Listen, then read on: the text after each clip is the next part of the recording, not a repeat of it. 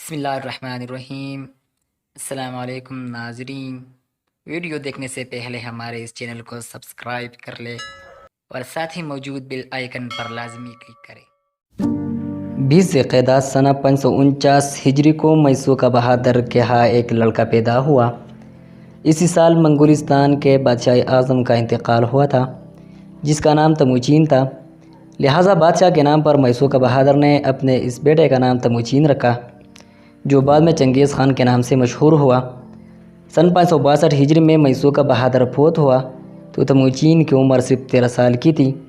میسوکہ بہادر کے بعد تموچین اپنے چھوٹے سے علاقے کا بادشاہ و فرمان روا قرار پایا، مگر لوگوں نے اس کو کم عمر اور کم حیثیت سمجھ کر اس کی سرداری و سروری سے انکار کیا اور بغاوت و سرکشی کے آثار نمایاں ہوئے۔ اسی حالت میں تموچین نے خواب میں دیکھا کہ اس کے دونوں ہاتھوں میں تلواریں ہیں۔ جب اس نے اپنے دونوں ہاتھ مشرق و مغرب کی طرف پھیلائے تو دونوں تلواروں کے سرے افق مشرق و مغرب تک پہنچ گئے۔ یہ خواب انہوں نے اپنی ماں سے بیان کیا تو اس کو یقین ہو گیا کہ میرا یہ بیٹا مشرق و مغرب کے تمام لوگوں کو آگاہ کرے گا اور اس کے ہاتھ میں بڑی خونریزی ہوگی۔ اسی طرح اس کی ماں کو معلوم تھا کہ پیدا ہونے کے وقت تموچین کے دونوں ہاتھوں کی مٹھیاں بند تھیں۔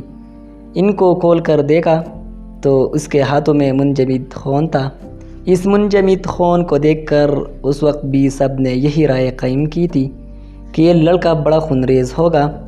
لوگوں کی سرکشی یہاں تک پہنچی کہ سوائے ایک شخص امیر قراچار کے جو قاچوری بہادر کی اولاد سے تھا، باقی تمام اولاد قاچوری بہادر کی بھی تموچین سے باغی ہو گئی۔ تموچین نے اپنے پڑوسی ملک کے فرمان روا اونگ خان سے مدد چاہی اور اس کی فنا میں خود چلا گیا۔ اونگ خان نے تموچین کی خوب خاطری مدارات اور تسلی و تشفی کی اور اپنے بیٹوں کی طرح خبرگیری کرنے لگا، مگر چند روز کے بعد کچھ جمعیت بہم پہنچ جانے پر تموچین نے اپنے اس محسن اونگ خان کے خلاف کارروائی شروع کی اور اپنے ساتھیوں کو لے کر ایک درے میں مضبوط ہو بیٹھا اور اپنی مخالفت کا اعلان کیا۔ آخر لڑائی ہوئی۔ اس لڑائی میں اتفاقاً امیر قراچار کی تیر سے اونگ خان سخت زخمی ہو کر منہزم ہوا تو ایک دوسرے سردار یانگ خان نے بحالتی فرار اسے قتل کر دیا۔ اب توقع یہ تھی کہ یانگ خان اور تموچین کے درمیان صلح رہے گی، کیونکہ اونگ خان کو قتل کر کے یانگ خان نے تموچین کی امداد کی تھی، مگر تموچین نے اس فتح کے بعد اپنے گرد بہت جلد قبائل کو جمع کر لیا اور لوگوں نے اس کو بہادر دیکھ کر بخوبی اس کی سرداری تسلیم کرنی شروع کی۔ ایک شائستہ جمعیت لے کر تموچین نے یانگ خان کے علاقہ پر فوج کشی شروع کر دی۔ لڑائی میں یانگ خان بھی مقتول ہوا اور تموچین نے ایک وسیع مملکت پر قبضہ کر لیا۔ ان فتوحات کے بعد یکایک تموچین قبائل کا مرجع اور مرکز بن گیا اور اس کی طاقت مغولستان کے قانی اکبر کے مد مقابل بن گئی۔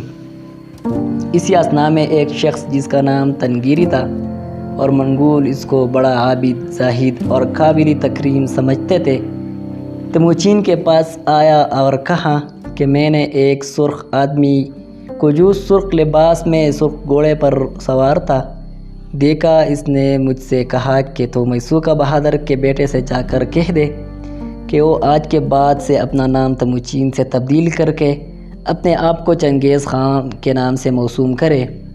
اللہ تعالیٰ کا منشا ہے کہ خان کو بہت سے ملکوں کا شہنشاہ بنائے۔ تنگیری کے اس کلام کو سن کر چنگیز خان نے اس کی بات تسلیم کر لینا مناسب سمجھا اور اپنے آپ کو چنگیز خان کے نام سے موسوم کیا۔ ترکی زبان میں چنگیز کے معنی شہنشاہ کے تھے، یا شاید چنگیز خان کے بعد یہ نام شہنشاہ کے مترادف قرار پایا۔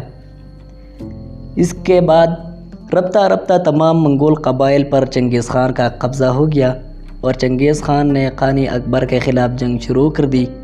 قانی اکبر مقابلہ میں منہزم ہو کر مقتول ہوا۔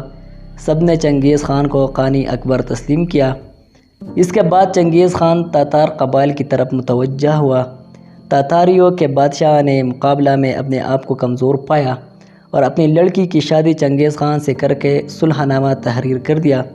اس کے بعد تاتاری سرداروں نے اپنے بادشاہ سے بغاوت اختیار کی۔ اس نے مجبور ہو کر چنگیز خان سے امداد طلب کی۔ بہت کشت و خون ہوا۔ تاتاری بادشاہ خود ہی زہر کھا کر مر گیا اور چنگیز خان کا ملک پر قبضہ برقرار ہوا۔